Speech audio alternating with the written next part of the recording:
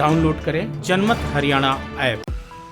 रणवीर गंगवा पर सिरसा में रविवार को किसानों का चोला ओढ़े गुंडों ने जानलेवा हमला कर दिया और वो बाल बाल बच गए। ये उन पर पहला हमला नहीं था। इससे पहले 9 जून को भी गंगवा पर इसी तरह जानलेवा हमला हुआ था और किसी तरह वो बच गए। रणवीर गंगवा हरियाणा विधानसभा के डिप्टी स्पीकर हैं और पिछड़ा वर्ग से संबंध रखते हैं। गंगवा पर हुए हमले पर बीजेपी के नेता तो कड़ी आलोचना कर ही रहे हैं। विपक्षी पार्टी के भी किसी नेता ने जानलेवा हमला करने वाले आंदोलनकारी किसानों पर केस वापस लेने की मांग नहीं की, लेकिन बीजेपी कार्यकारिणी के ही सदस्यता लेने से इनकार करने वाले तकनीकी तौर पर बीजेपी के ही नेता संपत सिंह ने रणवीर गंगवा और सिरसा से सांसद सुनीता दुग्गल से केस वापस लेने की मांग की है। इसके लिए उन्होंने बाकायदा ट्वीट भी किया है। अब सबसे बड़ा सवाल ये है कि रणवीर गंगवा से उन पर जानलेवा हमला करने वाले लोगों के खिलाफ केस वापस लेने की मांग क्यों की है? क्या संपत सिंह जाति की वजह से ऐसा कह रहे हैं? बार बार बीजेपी नेताओं पर हमले के बावजूद ऐसे उपद्रवियों पर केस हटाने की बार बार संपत सिंह क्यों मांग कर रहे हैं? ऐसा नहीं है कि सिर्फ रणवीर गंगवा पर ही जानलेवा हमला किया गया हो। सीएम मनोहर लाल पर पिछले साल अंबाला सिटी में हमला किया गया। घरौंडा के कैमला गांव में इस साल जनवरी में उनकी जनसभा को नहीं होने दिया गया।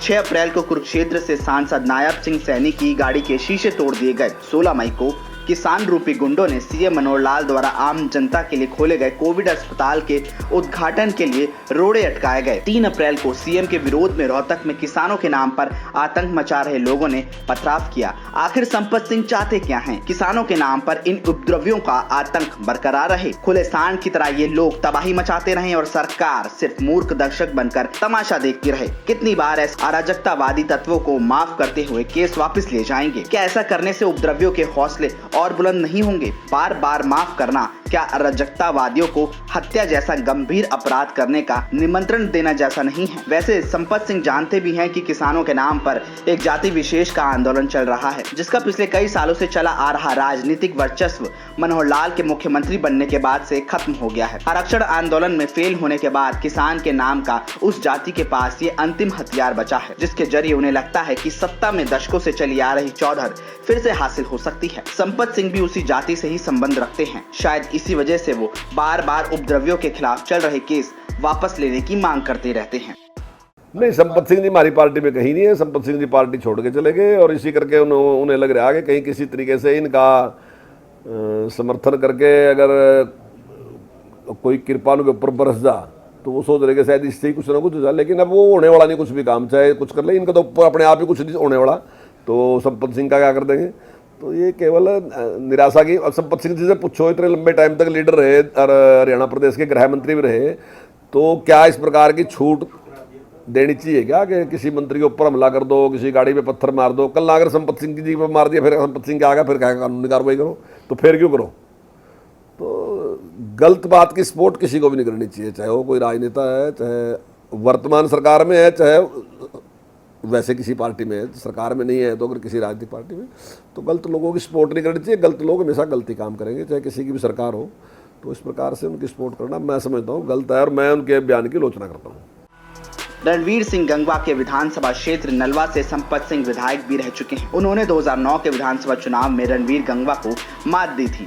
उस वक्त रणवीर गंगवा इनेलो में हुआ करते थे और संपत सिंह कांग्रेस में। 2014 के विधानसभा चुनाव में गंगवा ने संपत सिंह को नलवा से बड़े अंतर से मात दी थी। 2019 के विधानसभा चुनाव में भी संपत सिंह नलवा से कांग्रेस के टिकट के दावेदार थे।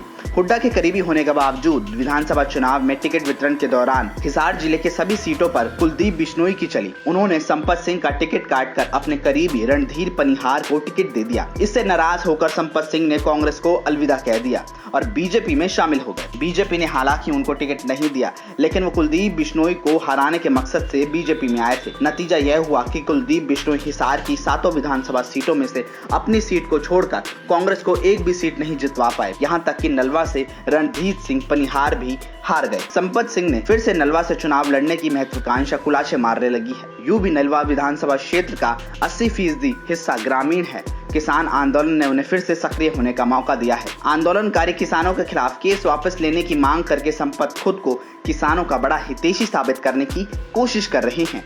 अब देखना यह है कि क्या संपत सिंह बीजेपी में ही रहकर राजनीति करते हैं या फिर अपने पुराने घर इनेलो में वापस लौटते हैं। ब्यूरो रिपोर्ट, जनमत हरियाणा। राजनीति के आगे, राजनीति के पीछे हर हलचल को जानने के लिए हमारे YouTube चैनल जनमत हरियाणा को लाइक करें, सब्सक्राइब करें और अपडेट रहने के लिए बेल आइकन दबाना ना भूलें। देखते रहें जनमत हरियाणा, सच के अलावा कुछ भी नहीं।